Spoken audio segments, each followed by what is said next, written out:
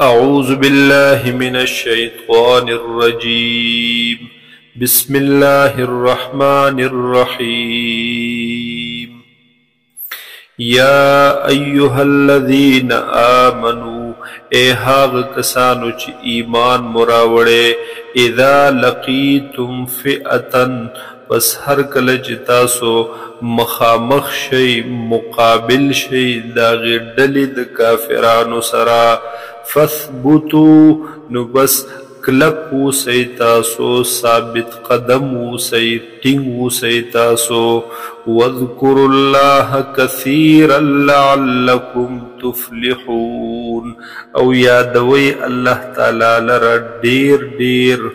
لعلکم تفلحون دپار ددی چی تاسو کامیاب شئی وَأَطِيعُوا اللَّهَ وَرَسُولَهُ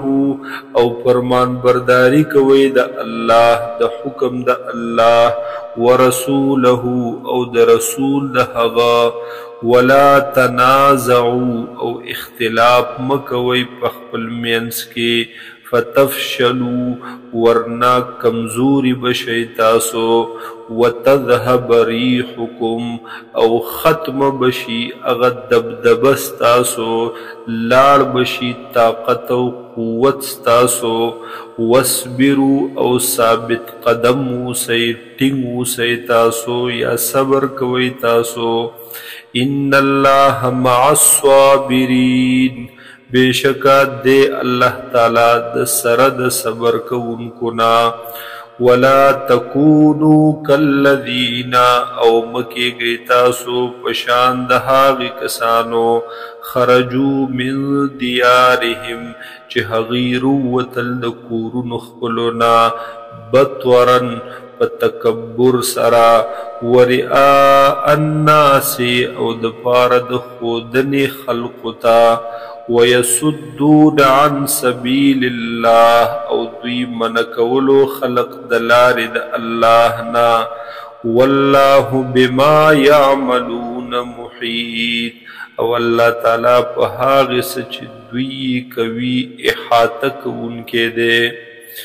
وَإِذْ زَيَّنَ لَهُمُ الشَّيْطَانُ أَعْمَالَهُمْ او یاد کہاغ وقت چی خیستکللو دویتا شیطان عملون دوی وقال او اویل ورت دے شیطان لا غالب لکم اليوم نشت دے سوگ غلبک ان کے سوگ زورور پتا سباندے اليوم ننرزے من الناس دخلقنا وَإِنِّي جَارٌ لَكُمْ او بیشک ز هغا ملگرستاسو اما اغا ملگرتیا کون کے امستاسو فَلَمَّا تَرَاءَتِ الْفِئَتَانِ پس ہر کلچ مخامخ شوی دا دوڑ ڈلی نکس علی عقبیه نو واپس شو دا شیطان پپندخ پلو وقال اوی ویل انی بریء منکم زب بری ما زب بیزارا بے تعلق مستاسنا انی ارا بیشک زئنم ما حغس لا ترونا چتاسوی نئی نئی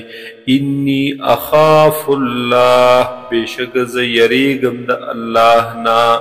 واللہ شدید العقاب او دے اللہ تعالی سخت سزا ورکون کے